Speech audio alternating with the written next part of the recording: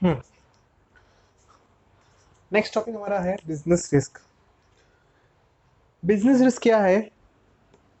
Possibility of इनएडिक्वेट profit.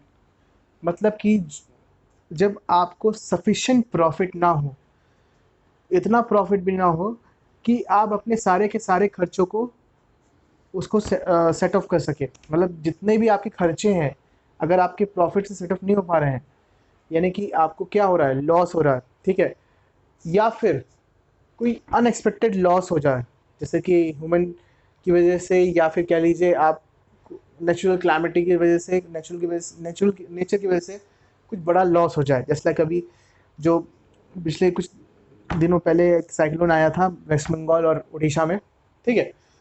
तो कहने का बात ये है कि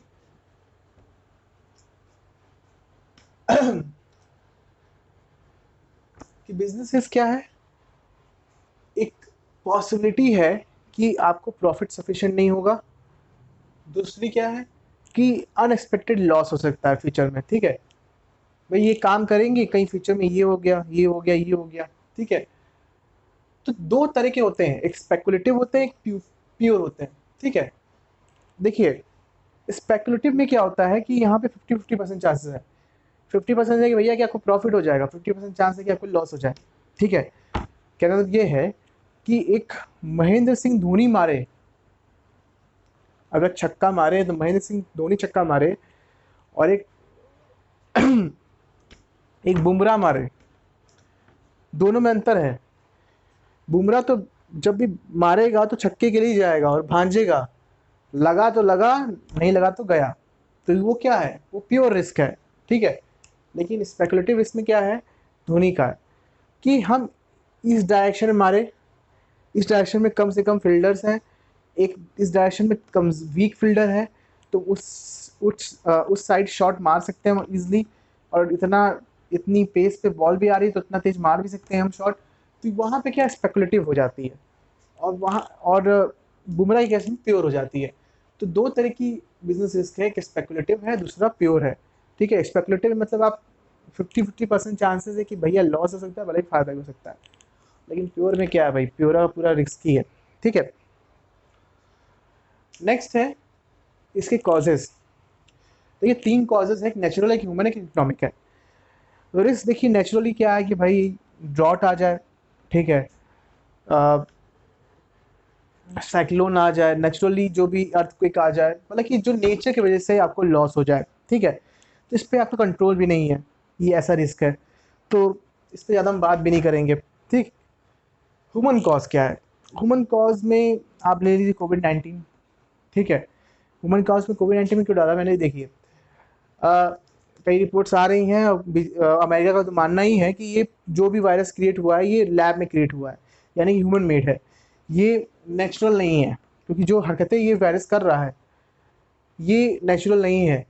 वायरस को हमेशा कहा जाता है कि गर्मियों में वायरस कभी जल्दी फैलता नहीं है, लेकिन ये गर्मी में भी फैल रहा है, ठंड में भी फैल रहा है, और फैलता ही जा रहा है।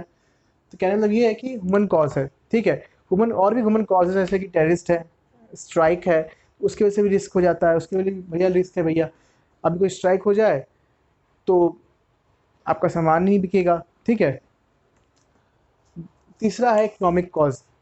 इकोनॉमिक कॉज क्या होता है कि जब मार्केट में आपकी गुड्स की डिमांड ही कम हो जाए, ठीक है, किसी भी प्रोडक्ट की डिमांड ही कम हो जाए, या मार्केट में पैसा ही नहीं है, ठीक है, तो इकोनॉमिक कॉज है। जैसे कि कहते हैं कि डीमोनेटाइजेशन की वजह से जो हमारा रियल एस्टेट बिजनेस था पूरी तरह ठप हो गया, क्योंकि जो भी ब्लैक मनी थी वो सब कहाँ इन्वेस्ट होती थी, रियल एस्टेट में, ठीक है।